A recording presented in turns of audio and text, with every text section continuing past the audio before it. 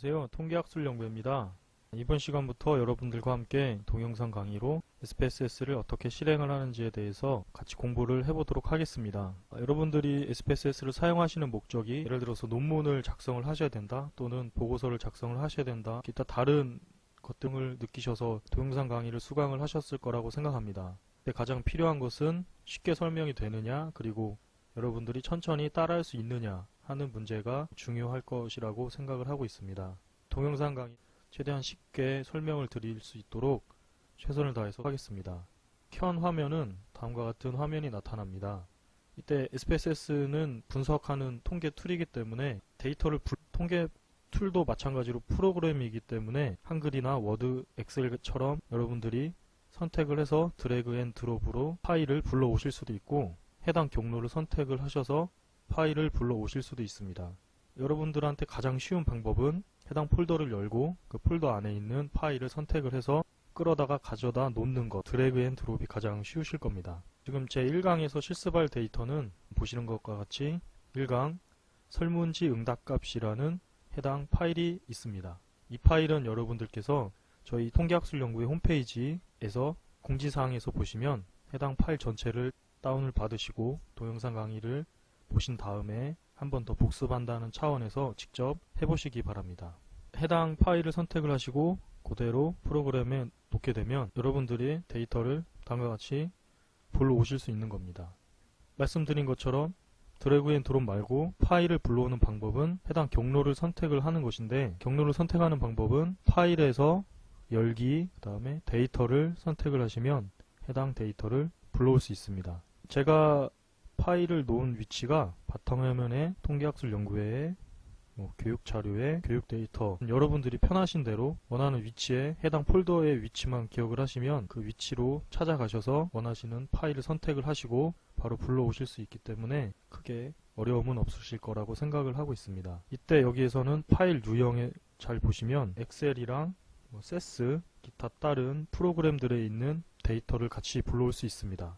유형에 맞는 파일을 선택을 하시고 열기를 클릭을 하시면 해당 파일이 불러와져서 바로 분석을 진행을 하실 수 있습니다.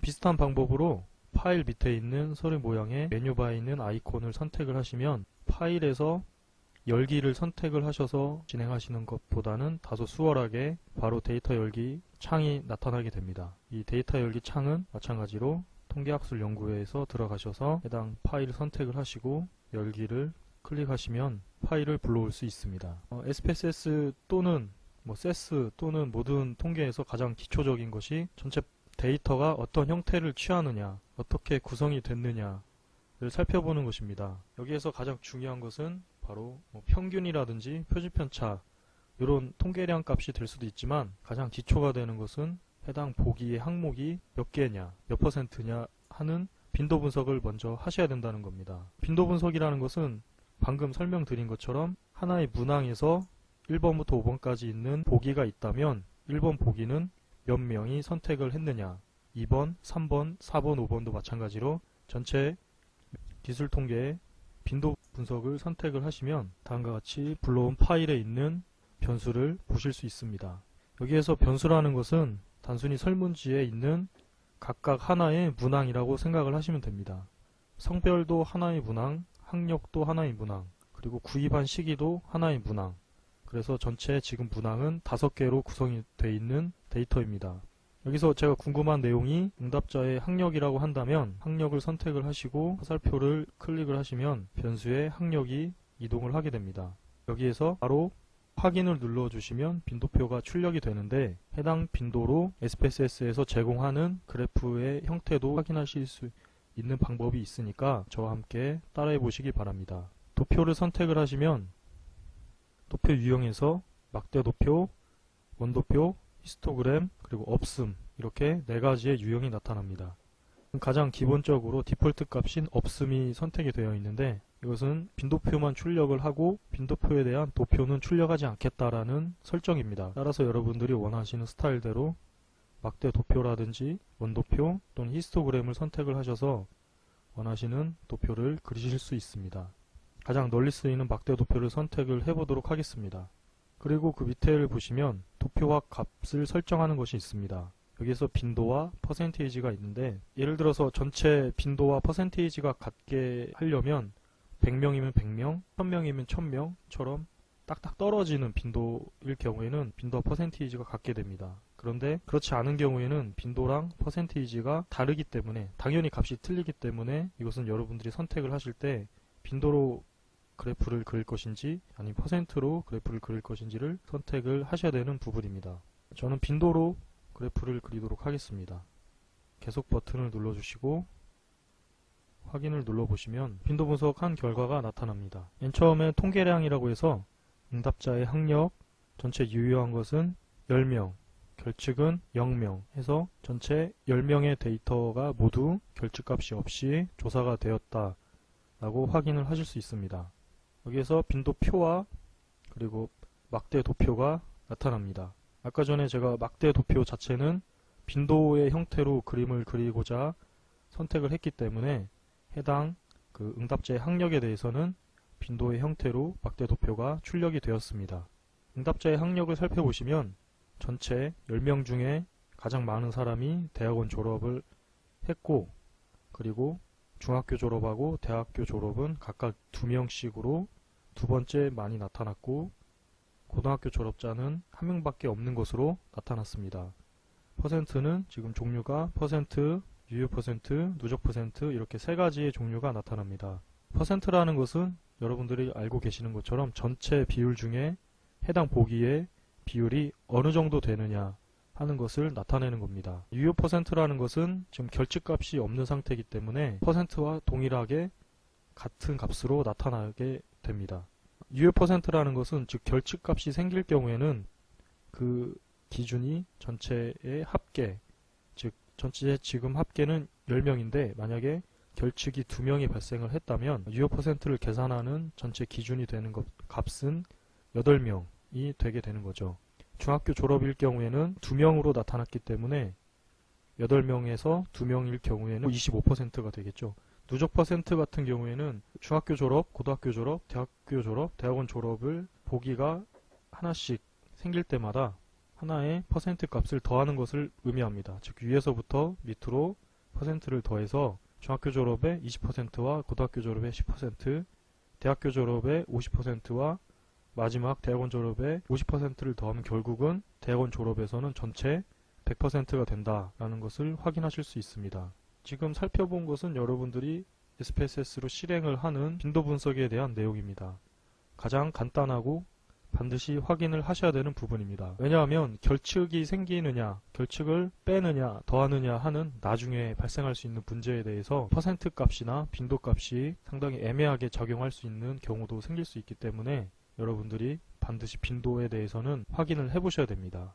첫 번째 문항은 전체 100명이 다 응답을 했는데 두 번째 문항은 90명밖에 응답을 하지 않았다면 첫 번째랑 두 번째 문항에 응답한 사람의 숫자가 다르기 때문에 처음에 설문을 한 다음에 부족한 사람이 몇 명인지를 파악하기 위해서는 전체 빈도에 대해서 확인을 하시고 결측값을 어떻게 처리를 할 것인가에 대해서 반드시 고민을 하셔야 됩니다. 빈도 분석을 한 결과를 가지고 여러분들이 보고서를 작성하는 방법에 대해서 설명을 드리겠습니다. 빈도 분석을 한 다음에는 결과를 바로 복사, 붙여넣기를 통해서 한글이나 워드, 엑셀에서 편집을 실행을 하실 수 있는데 실행하는 방법은 간단합니다. 마우스 오른쪽 버튼을 선택을 하시고 잘라내기 또는 복사를 선택을 하신 다음에 해당 프로그램을 실행을 하시고 붙여넣기를 하시면 됩니다.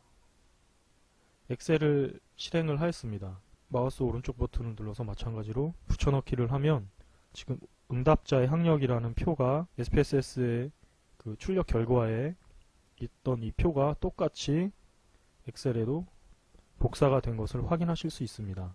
마찬가지로 이 응답자의 학력이라는 도표도 복사를 해서 엑셀 파일에 붙여넣기를 할 수 있습니다. 이렇게 해서 엑셀이라든지 한글, 워드로 해당 원하시는 아웃풋 결과를 바로 입맛에 맞게 편집을 하셔서 원하시는 스타일대로 보고서를 작성을 하실 수도 있습니다. 한글 같은 경우에는 표를 그대로 복사해서 붙여넣기 할 경우에 깨지는 경향이 있습니다. 되도록이면 엑셀에서 원하시는 표의 형태나 스타일대로 맞추셔서 보고서를 작성을 하시는 게 깔끔하게 나온다는 것을 말씀드립니다. 지금 같은 경우에는 빈도 분석 한 문항에 대해서 진행을 했기 때문에 여러분들이 나중에 이제 지속적으로 많은 분석을 할 경우에는 먼저 파일을 선택을 하시고 내보내기를 선택을 클릭을 하시면 지금 내보낼 개체에서 모두라고 기본적으로 선택이 됩니다. 지금 여러분들이 딱 두 가지만 고쳐서 여러분들이 원하시는 대로 하실 수 있는데, 두 가지가 바로 이 문서의 유형하고 파일의 이름하고 위치입니다.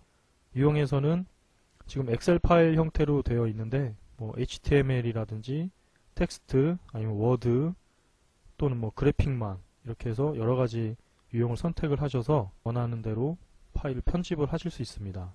파일 이름에서는 먼저 찾아보기를 클릭을 하시고 파일을 저장할 위치를 여러분들이 지정을 해주시면 됩니다. 저 같은 경우에는 바탕화면에 1강 실습 결과라고 이름을 지어서 저장을 해보도록 하겠습니다. 저장을 눌러주신 다음에 확인을 하면 엑셀 파일을 선택을 하셔서 지금 실행을 해보시면 방금 전에 복사해서 붙여넣기 했던 표와 도표와 같은 것들이 똑같이 엑셀 파일로 처음부터 저장이 돼서 학력에 대한 도표와 그래프가 나타나는 것을 확인하실 수 있습니다. 이렇게 해서 여러분들과 함께 SPSS가 실행을 할 때 가장 중요한 그리고 가장 기본이 되는 그래프를 그리는 방법하고 파일을 불러오는 방법 그리고 출력 결과를 내보내는 방법에 대해서 설명을 드렸습니다.